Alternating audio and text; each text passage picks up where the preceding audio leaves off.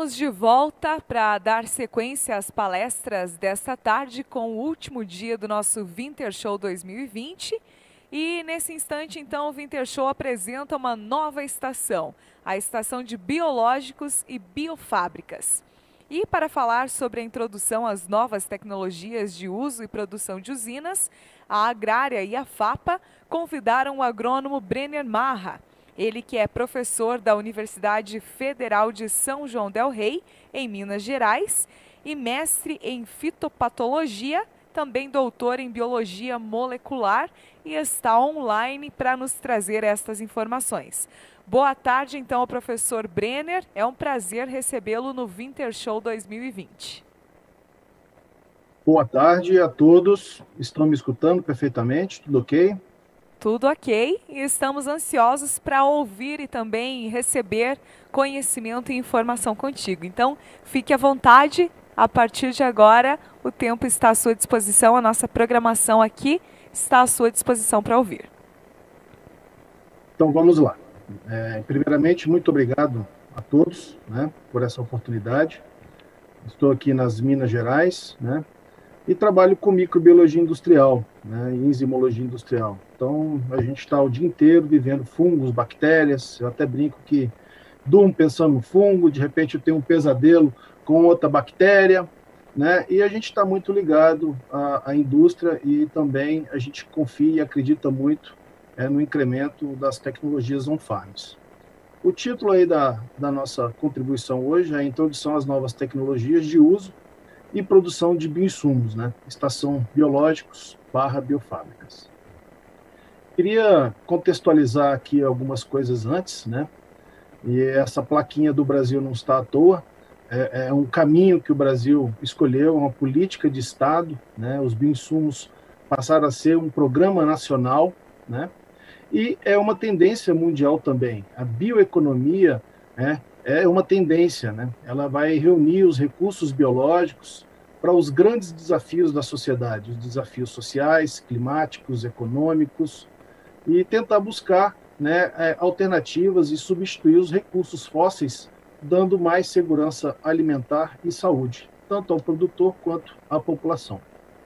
Nós estamos conectados e compartilhados nesse mundo, Quando eu me formei, até uma frase do nosso colega Arnaldo Stuck, Eu falei, Arnaldo, eu tenho 40 anos e me formei no século passado. Ele, não, nós somos agrônomos do milênio passado, E hoje o conhecimento se multiplica muito rapidamente. Quando eu me formei, um laboratório de microbiologia custava $250 mil, hoje você consegue montar por $25 mil. Então, as tecnologias ficaram mais acessíveis, Nós estamos num país tropical, com solos intemperizados, trabalhamos com cultivos sucessivos, E isso vem reduzindo aos poucos a diversidade biológica dos nossos solos. Ao mesmo tempo, o Brasil ele é um dos países que mais concentra biodiversidade, 20% de toda a biodiversidade do planeta está no Brasil. Então, nós temos uma diversidade muito grande de doenças, de pragas, mas, ao mesmo tempo, nós temos uma biodiversidade muito grande de agentes biológicos que podem ser utilizados na agricultura. E esse manejo agrobiológico ele vai ganhar espaço. Nos últimos 2 anos, eu vou mostrar alguns números ali na frente, cresceu muito, E tanto o uso dos biológicos produzidos pela indústria de forma convencional, quanto os on-farms, vão crescer de forma significativa, Mas falando de um caminho que o Brasil tomou, é o Programa Nacional de Bioinsumos, aproveitando a oportunidade para parabenizar a nossa ministra da Agricultura. É um projeto que vinha sendo discutido desde 2001, 2002, passou por várias consultas públicas, e agora, esse ano, pelo decreto 10.375 e as portarias 102 e 103, nasce o Programa Nacional de Bioinsumo, nasce as câmaras de discussão, e é um caminho sem volta. O on-farm vai participar disso aí, E o grande propósito do Programa Nacional de Bioinsumos é utilizar os recursos biológicos que nós temos no Brasil no agro, aproveitar esse potencial para reduzir a dependência dos produtores e da economia para insumos importados, E ampliar essa matéria-prima para o setor. Os biológicos no Brasil vêm crescendo muito, mas é muito aquém aos números e às proporções do mercado europeu e do mercado americano, né? Estamos indo nesse caminho. E os números dos biológicos são muito interessantes, né? E com o programa de bioinsumos agora, esses números vão crescer mais ainda, significativamente. Os números estão na ordem de 2 dígitos. Se você quiser aprofundar mais nos números, no crescimento do setor, seria interessante até procurar ali nos sites da CropLife Brasil, da NP, da ABC Bio. Ali você vai ver uma perspectiva muito positiva de crescimento dos biológicos e dos bioinsumos, né? E as culturas que mais têm market share, que mais utilizam os biológicos, também são as culturas que ocupam grandes áreas no Brasil. A soja, a cana, as hortaliças, o café, o feijão, são essas as culturas que mais utilizam atualmente biológicos. E o que está acontecendo nas hortaliças com relação à rastreabilidade, aos resíduos de agroquímicos, né? Primeiro foi com a batata, agora com todos os HFs, talvez daqui a pouco com a cevada, né? Existe uma preocupação com relação aos resíduos de agroquímicos. Então, isso tende a ser uma perspectiva muito positiva também, né?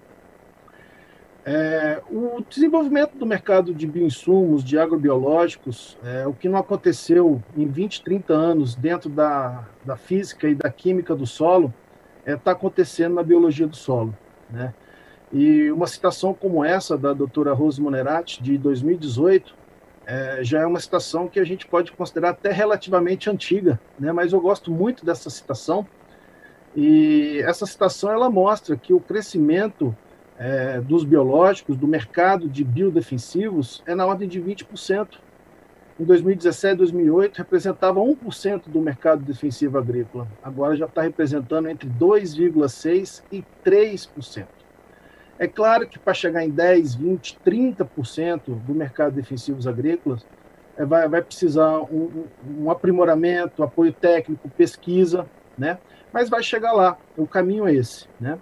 E alguns comentários do perfil das empresas que trabalham com biopesticidas é bem interessante, né? Basicamente, o mercado hoje estão pequenas e médias empresas especializadas, poucas estabelecidas há mais de 10, 12, 15 anos, né? Grandes empresas do mercado de defensivos agrícolas, tradicionais líderes do mercado, estão adquirindo e reativando divisões relacionadas ao desenvolvimento de bioinsumos, né? Então, o mercado é um mercado grande, o sol nasce para todos, e está havendo um rearranjo do mercado em função desses bioinsumos. Também vem crescendo muito na contramão, o que não é desejável, né? O custo da agricultura, o custo dos insumos da agricultura, né? Então, os insumos hoje são o principal fator de elevação dos custos dentro da lavoura, dentro da propriedade. E nós estamos aí com vários exemplos, né, de notícias de várias épocas, de todo o tempo, do preço, do aumento desses defensivos agrícolas, né? E aí vem 3 perguntas, né? E a produtividade aumentou? Eu estou tendo mais custo, estou inserindo mais biodefensivos, mais defensivos, e a produtividade aumentou? Como é que é a rastreabilidade de químicos, de agrotóxicos em algumas culturas? Como é que está a saúde do solo? Então, o custo vem aumentando, isso aí vocês conhecem muito bem, né? Estão vivendo essa situação a cada dia. Gostaria de fazer um comentário agora sobre a legislação brasileira, que trata, então, atualmente dos biológicos. Nós temos basicamente 3 legislações separadas, né? Mas que são amplamente acompanhadas pelo Ministério da Agricultura, Pecuária e Abastecimento. A primeira legislação seria a legislação brasileira de fertilizantes e inoculantes. Inoculante é qualquer produto que tenha um micro-organismo que traga uma ação benéfica para o desenvolvimento da planta, alguma performance agronômica. Então, nós temos aí vários biológicos registrados como inoculantes. Nós temos também uma segunda legislação, bem mais rígida, e envolve 3 órgãos federais, que é o IBAMA, a Anvisa e o MAPA, que é a legislação brasileira de agrotóxicos e afins. Então, os nematicidas biológicos, os bactericidas, fungicidas, inseticidas biológicos, né, quando tem essa palavra sida, se enquadra dentro da lei de agrotóxicos e afins, né? Então, grande parte dos biológicos estão registrados aí. E, por fim, nós temos uma legislação, né, que é a legislação brasileira de produção e comercialização de produtos orgânicos. Em breve vai ter, certamente, uma normatização sobre os insumos, né, uma legislação que provavelmente vai sair aí em alguns meses, em algumas dezenas de dias ou algumas semanas, né? Mas dentro da produção de orgânicos, né, mais especialmente aí o artigo 10 do Decreto 6.913, o inciso 8, ele é muito claro, né, e ali está especificado, fica isento de registro os produtos fitossanitários com uso aprovado para agricultura orgânica produzidas exclusivamente para uso próprio. Então, o on-farm está previsto aí dentro. Na verdade, o on-farm é algo milenar. Os japoneses, os chineses, os indianos já utilizam os biológicos há muitos milênios, há muitas centenas de anos, né? E fazer o on-farm na propriedade não tem problema, está protegido, né, por essa legislação. Mas você tem ali a questão da comercialização, né? Para comercializar, vai precisar de registro. Então a legislação está muito clara. E cada vez mais a gente vê os agronews, as notícias, né, sobre os biodefensivos, sobre os biológicos, sobre os on-farms. Então, isso está sendo bastante divulgado. Inclusive, né, no mês passado, agora a revista de vocês, aí do Sindicato de Guarapuava, tem uma matéria sobre mix de cobertura, sobre biológicos, né? Então, está sendo bastante noticiado isso aí. Ao mesmo tempo, a academia, a pesquisa, ela já reconhece a produção farm. Muitas dissertações de mestrado, teses de doutorado, trabalhos de conclusão de curso, já estão sendo feitos, desenvolvidos, focado no on-farm, buscando matérias-primas alternativas, controle de qualidade. Então, a sociedade está sendo noticiada, a academia já começa a estudar, já começa a valorizar essa política de on-farm, essa política dos bioinsumos.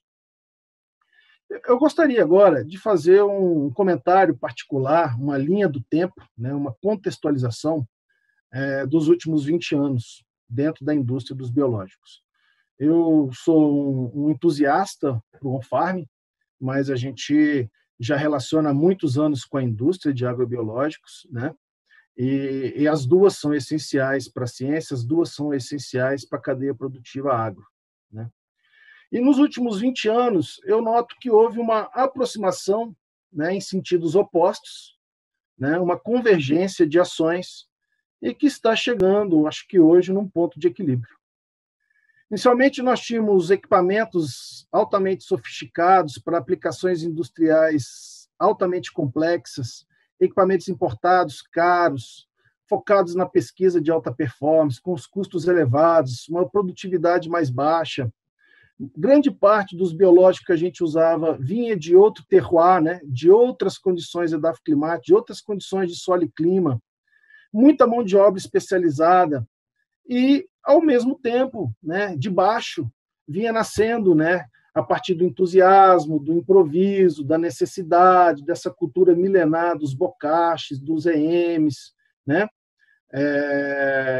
o baixo custo, vinha nascendo essa indústria on-farm, né, com pouco conhecimento, com pouco apoio técnico, adaptando o conhecimento de outras indústrias, como a indústria da piscicultura, a indústria das bebidas.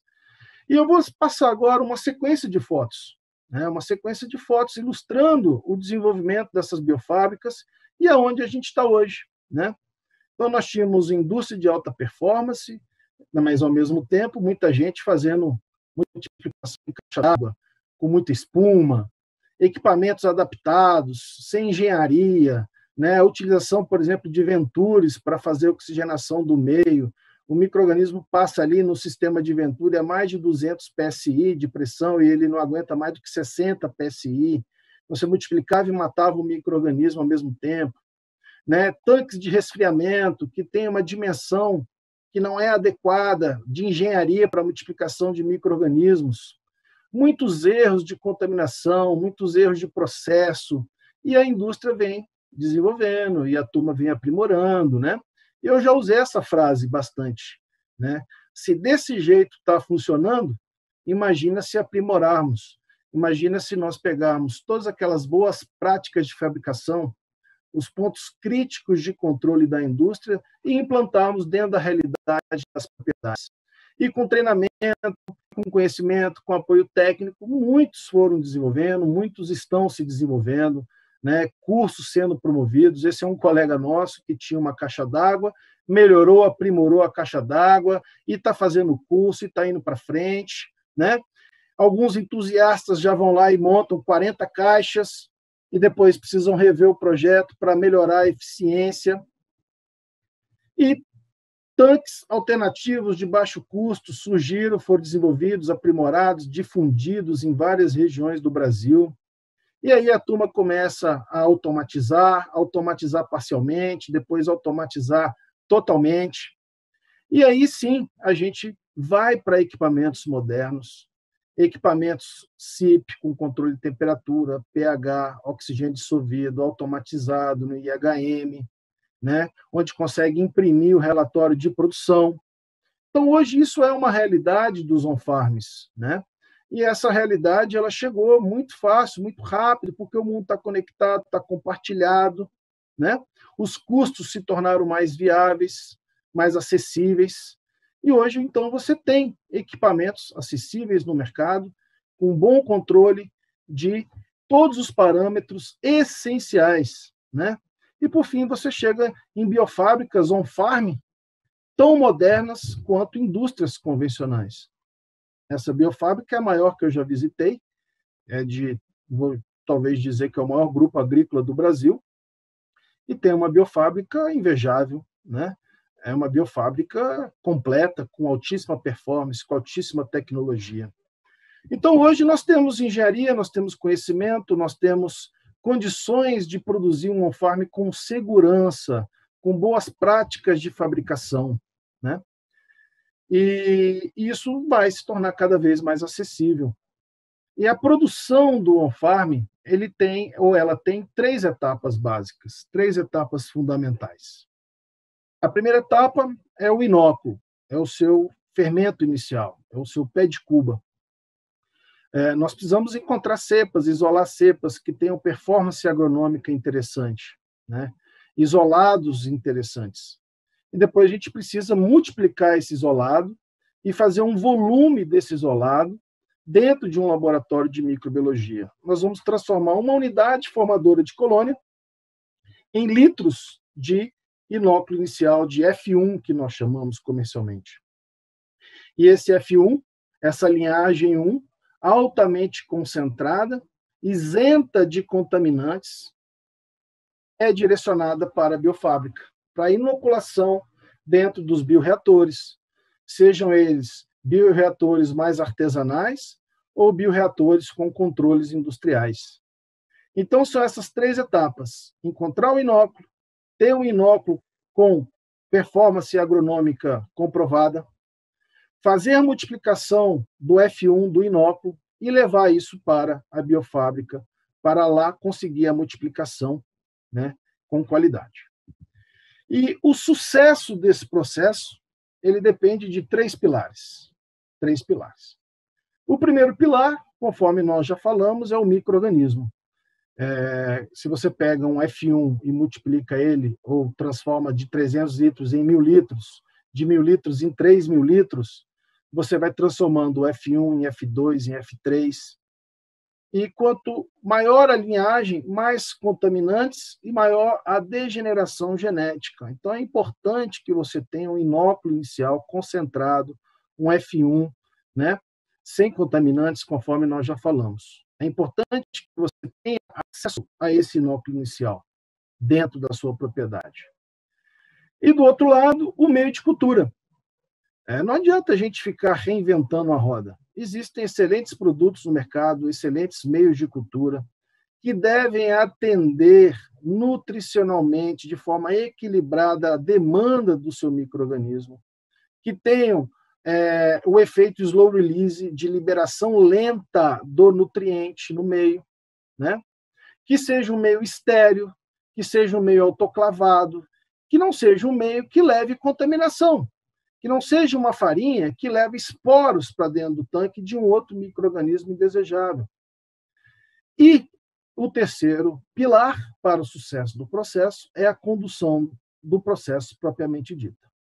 Então, para o sucesso do processo, nós temos o micro-organismo, o meio de cultura e a condução do processo. E a condução do processo ela acontece dentro de um tanque, dentro de um bioreator. E nós temos outros pilares para a condução, para o sucesso da condução desse processo. Então, o sucesso da condução do processo de multiplicação vai depender desses novos 5 pilares. A concentração do BRICS, a concentração de carbono, a concentração de nutrientes, a temperatura ideal do seu micro-organismo. A gente, às vezes, vê multiplicados a 40, 42 graus Celsius. Não, isso está errado. O fungo gosta de 26, 28 graus Celsius, por exemplo, a bactéria 30, 32. Multiplicar um azospirilo a 40 graus não vai dar certo. Um brad a 42 graus Celsius não vai dar certo. O pH, o pH ideal precisa ser controlado, monitorado intermitentemente, acompanhado 100% do tempo. A aeração, a multiplicação é um processo oxidativo que demanda muito oxigênio e você precisa ter oxigênio dissolvido suficientemente capaz de manter o metabolismo alto daquele micro-organismo, né? Quando a gente coloca aquele sensor de oxigênio dissolvido no dedo, está lá 96%, 98% de oxigênio dissolvido, para os micro-organismos é a mesma coisa. Não dá para trabalhar com menos de 60% de oxigênio dissolvido. Em equipamentos adequados, a gente trabalha com 160% de oxigênio dissolvido. A agitação adequada, bactérias aceitam e precisam de agitação, já fungos actinomicetos, formadores de corpos de frutificação, não aceitam agitação. Então, esses são os controles que a gente precisa fazer. E se a gente trabalha com equipamentos, com automação, equipamentos com engenharia formatada, isso tudo se torna mais fácil, isso tudo se torna automatizado. E quando você trabalha com equipamentos, materiais alternativos de baixo custo, você vai ter que ir lá monitorar o pH, você vai ter que ir lá controlar a temperatura, mas é possível sim fazer isso. E aí eu cito aqui 7 pilares para a produção de agrobiológicos, né? E aí eu vou chamar dos agrobiológicos on-farms. O primeiro pilar é um ambiente adequado, um ambiente limpo, um ambiente fechado, né? O ambiente não pode ser aberto, nós estamos trabalhando com isolados, multiplicados isolados, não podemos ter interferência externa, né? E um ambiente que seja limpo, um ambiente que possa ser lavado, higienizado dentro da rotina. E depois disso, equipamentos que possam ser higienizados, sanitizados, esterilizados da forma que é feito na indústria. Na indústria, primeiro se faz a higienização com um desencrustante, com um detergente alcalino, enxágua, depois um detergente ácido, enxágua, e depois entra com um esterilizante, um sanitizante, um ácido peracético. Então, temos que ter um ambiente limpo, adequado, e boas práticas de higienização, de sanitização, que a indústria já usa há muitos anos, e por que não adaptar isso ao on-farm? 2, utilizar, então, o inóculo adequado, o F1 adequado, né? Um F1 concentrado, acima de 10/8, 10/9, UFC por ml, né? E que seja isento de contaminantes, e especialmente isento de contaminantes patogênicos, né? 3, um meio de cultura de qualidade, com nanotecnologia, com slow release, liberação lenta dos nutrientes, que seja estéril, autoclavado. 4º pilar, utilizar um bioreator, que tem sistema de SIP, de clean in place, de autolimpeza, com medições e controles de pH, temperatura, oxigênio dissolvido. Nós não precisamos no on-farm mais do que essas medições e esses controles. Existem vários outros sensores, vários outros mecanismos que podem ser adicionados no on-farm. Obviamente que todos esses acessórios agregam valor também no custo do equipamento, Mas a gente não precisa de uma nave espacial para andar 300 quilômetros. A gente pode usar uma caminhonete para andar 300 quilômetros, e não uma nave espacial, né? Então, isso tudo pode ser compatibilizado com a realidade da propriedade. O quinto pilar é a gente acompanhar o processo, acompanhar todas as etapas de cinética, de crescimento, da curva de crescimento do micro-organismo. Existe a fase larga de adaptação, a fase log, a fase acionária, a fase de declínio. E o mais importante é a gente parar o nosso processo no início da fase estacionária. E a gente precisa, então, monitorar e acompanhar o ponto certo disso aí. O sexto pilar é o armazenamento. Nós precisamos ter um insumo dentro da câmara fria, refrigerado, para dar shelf life, vida de prateleira. A hora que a gente precisar, não choveu, está guardado. Choveu, preciso agora do produto. Eu vou pegar ele na minha câmara fria, no meu sistema de refrigeração. O produto tem que estar pronto para a hora que eu for usar. Às vezes eu vou usar e a máquina quebrou, não deu. Como é que eu vou fazer com esse produto? Ele consegue ficar 2, 3, 5, 10 dias sem refrigeração, na presença de contaminantes? A sua população, a sua unidade formadora de colônia, o seu micro-organismo de interesse vai diminuindo rapidamente a concentração e aumentando a concentração de contaminantes oportunistas. E, por fim, o sétimo pilar, que não é menos importante, que é aplicar isso no campo, que são as boas práticas de aplicação de umidade, raios ultravioletas, pressão de aplicação do bico, o manejo, a dose, o estágio fenológico. E aí sim é muito importante a participação dos pesquisadores, da FAPA, é muito importante a participação da FAPA nesse estudo, nesse acompanhamento, nessa otimização do sistema, né? E então, com essas boas práticas de fabricação, com esses pilares bem conduzidos, a gente não vai ter problemas. Os nossos problemas serão mitigados. Nós não vamos ter problema com espuma, com floculação, com contaminação, com patógenos, né? E a gente escuta esses casos, escuta, mas normalmente está associado com péssimas práticas de fabricação, com péssimas práticas de higienização e sanitização.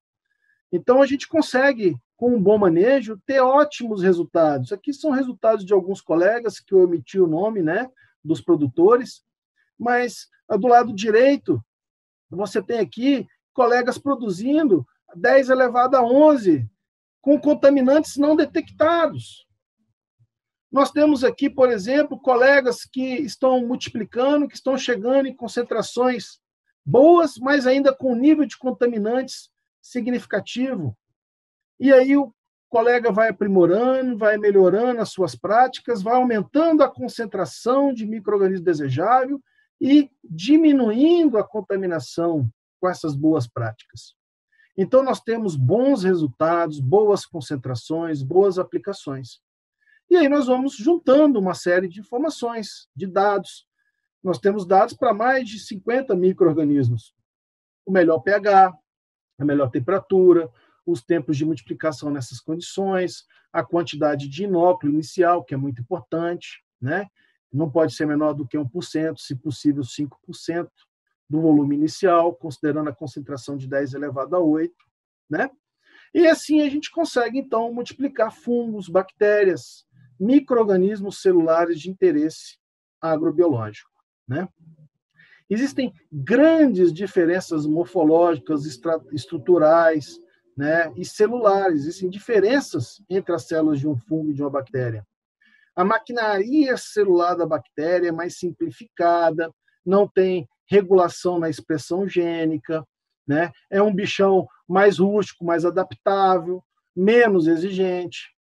Enquanto o fungo, né, deseja e necessita cadeias carbônicas maiores, é mais exigente, né, é mais complexo, se adapta bem a condições com matéria orgânica mais disponível.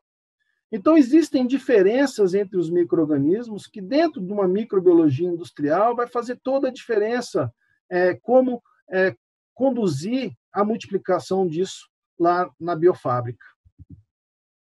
E tanto o primeiro grupo das bactérias ou dos fungos, eu diria que eles podem trazer 4 benefícios, 4 grandes benefícios para nós, né? Nós temos micro-organismos que são promotores de crescimento, né? Como, por exemplo, pseudomonas, algumas cepas de Bacillus subtilis, o próprio azospirilo, que produz precursores da auxina. Nós temos os bradyrhizóbios, os rizóbios, que fazem fixação biológica de nitrogênio. Nós temos uma série de micro-organismos que são agentes de controle biológico, como tricodermas, como grande parte dos bacilos, né? Como as belvérias, como os metarrízios, né? E temos ainda aquele grupo, né, de bacilos, de paenobacilos, de geobacter, que solubilizam, que disponibilizam nutrientes. E daqui a pouco nós vamos falar um pouquinho da cadeia alimentar do solo, e você vai ver como que esses solubilizadores e disponibilizadores de nutrientes atuam formando os micro e os macro agregados no solo. Então, esses seriam os 4 grandes benefícios. E para ilustrar, fica mais fácil ilustrar, é o controle biológico, né? Fica mais fácil visualizar, é mais palpável para a visualização um controle biológico que é uma solubilização de nutrientes, né? Você pega aqui do lado esquerdo inferior, é uma broca, né? Uma lagarta, cheia de ovoposição de uma vespinha chamada Cotésia flavips, né? Você vê ali esses ácaros sendo devorados daqui a pouco. A Belvéria baciana, um fungo, né, predando a broca da erva mate. O metarrísio no cascudinho dos aviários, o metarrísio na cigarrinha das pastagens, o Paecilomyces parasitando alguns ovos de fitonematóides, né? A bactéria Pasteura penetras predando fitonematóides, fungos nematófagos, né? Então, esses são vários exemplos que a gente tem na literatura de controle biológico, assim como solubilizadores de nutrientes, assim como promotores de crescimento, assim como fixadores biológicos de nitrogênio. E com esse pool de micro-organismos, né, a gente consegue montar ou sugerir manejos agrobiológicos para diferentes culturas, né? Para HF, mas aqui a gente vai citar para cereais, a título de sugestão, a título de ilustração. Depois, se alguém precisar desses dados, a gente envia também, sem nenhum problema, tá? Então, trabalhando com esses isolados, cada isolado para um fim, para um alvo específico, a gente consegue consorciar e compatibilizar e ter boas performances agronômicas, aplicados desde o pré-plantio, na dissecação, ou aplicados no tratamento de semente, ou até mesmo no tratamento de semente industrial, no suco, no jato, em barra, e depois as pulverizações, os manejos foliares, desde o V2, do V3, até lá no final, né? Então, a gente pode consociar e compatibilizar diversas aplicações. Eu coloco aqui uma sugestão para a soja. É o que usar, se houver necessidade, ou não usar em cada um dos estágios fenológicos, né?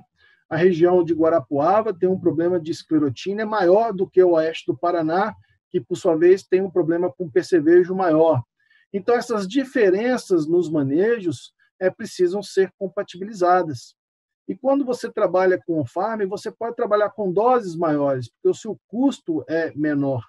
Então, de repente, você consegue compatibilizar essas doses, essas concentrações maiores, né? Então, ali para a soja, né, pré-plantio, suco, os estágios fenológicos V, R, né? Então, você entra com uns, depois entra com outros e vai fazendo esse consórcio para soja, para feijão, para milho, para trigo, para cevada, né? E vamos construindo esses manejos biológicos, né? Entretanto, eu gostaria também de falar sobre a cadeia alimentar do solo, a biologia do solo, né?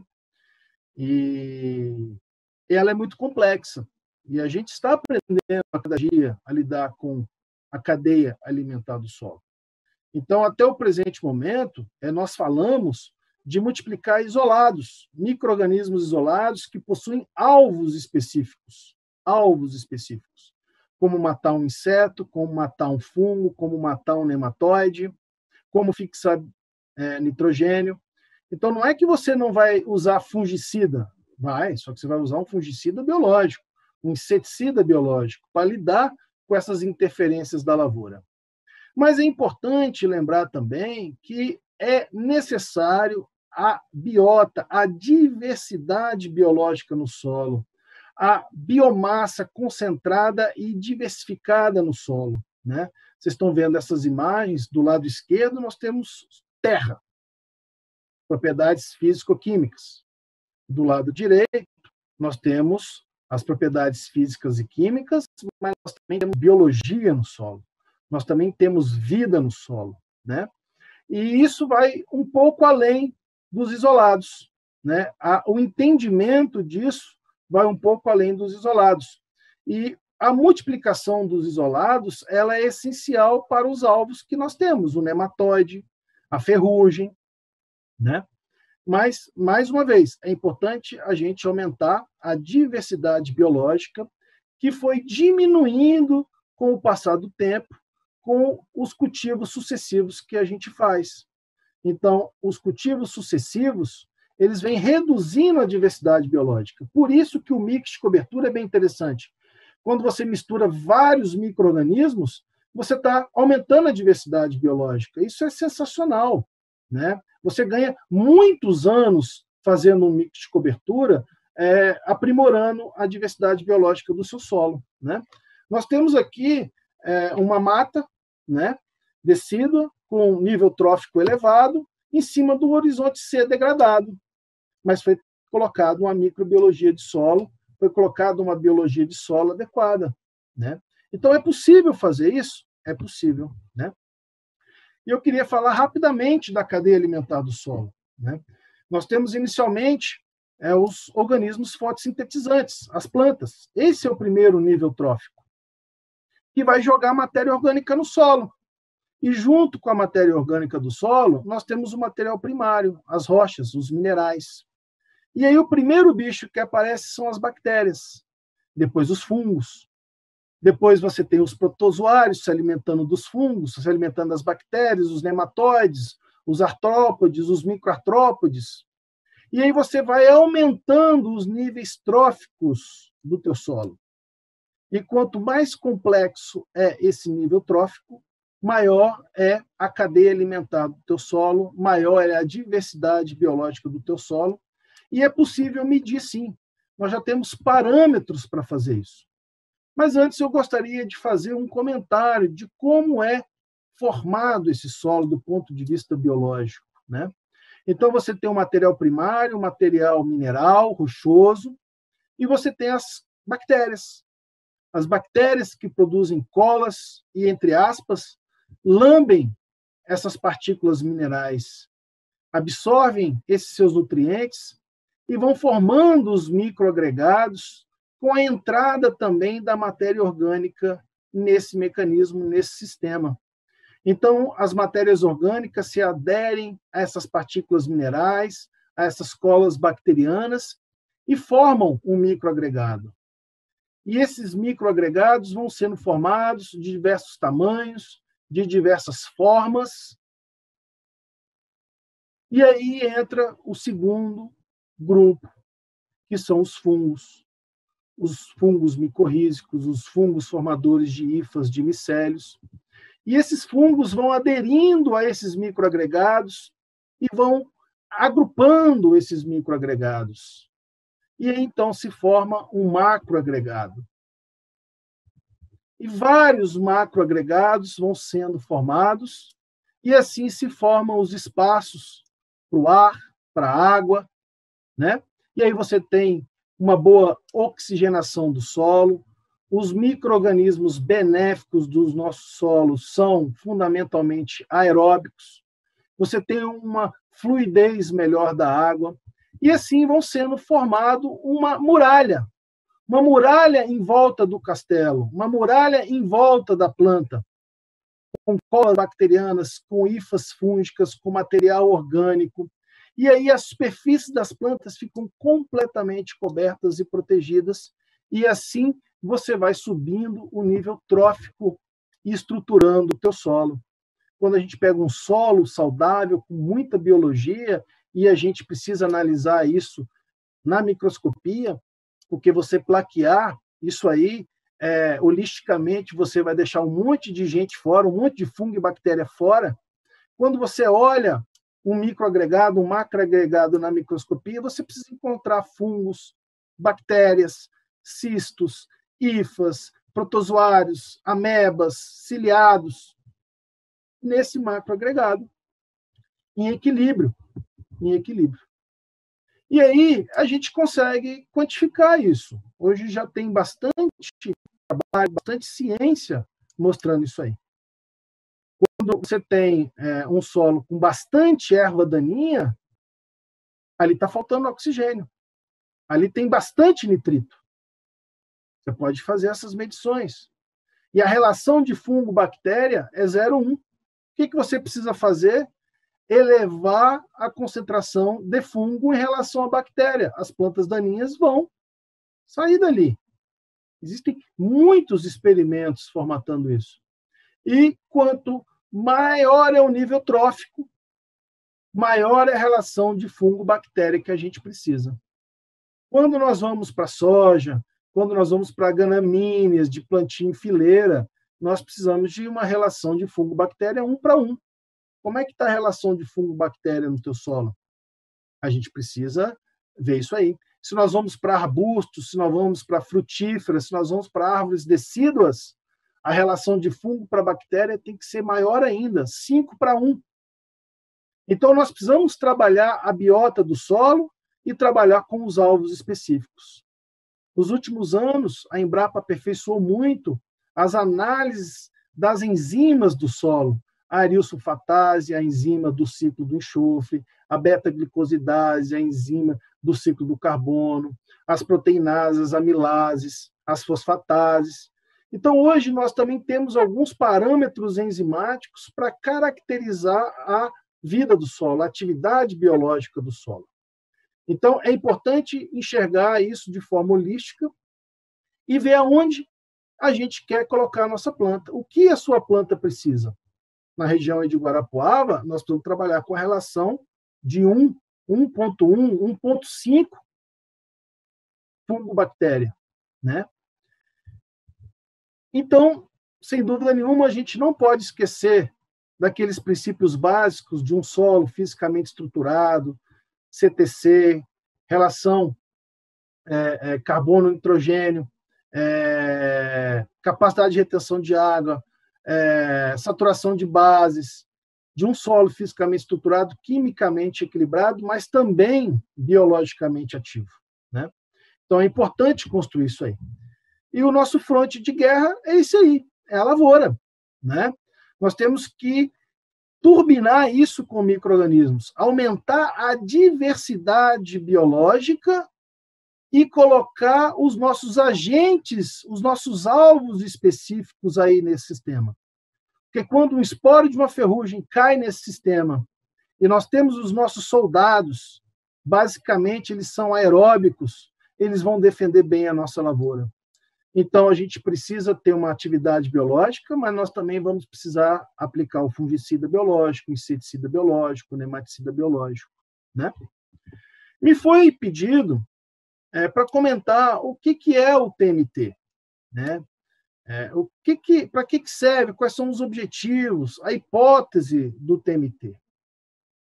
O TMT ele tem como objetivo e como hipótese trabalhar a diversidade do solo. Então, muitos utilizam essa técnica, né? As condições extremamente simples, artesanais, da forma que vocês estão vendo, né? E qual é o objetivo? O objetivo é pegar uma amostra de solo de uma área de nível trófico elevado, uma área decídua, né? Um solo de mata, um solo de bambuzal, preparar um meio de cultura e multiplicar esses micro-organismos de forma espontânea, de forma aleatória, né? E multiplicar essa diversidade de micro-organismos. Então, quando a gente começa a cultivar soja, milho, trigo, cultivos sucessivos, nós vamos diminuindo a diversidade biológica. Então, a hipótese e o objetivo do TMT é, a médio e longo prazo, trazer aquela diversidade biológica que está lá na terra do bambuzal, que está na terra de mata, multiplicado para dentro do sistema. Aumentar a diversidade biológica.